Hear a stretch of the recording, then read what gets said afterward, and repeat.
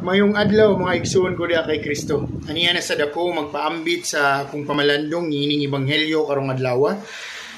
Kining ebanghelyo kinutlo gikan sa ebanghelyo ni San Lucas kapitulo 21 bersikulo 1 hangtod sa 4. And credits to the picture from the advocates of Totoy Toldo, no?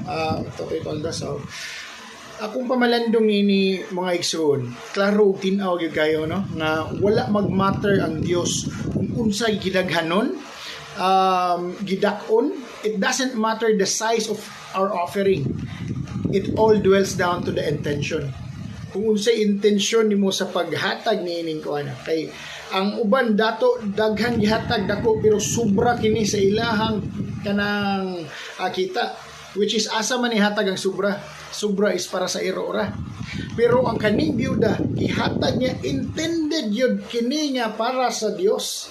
Iyang yung gi-offer kini. So kita mag-offer mga igsoon, dili lang ang kwarta, actually also our time, because time is priceless.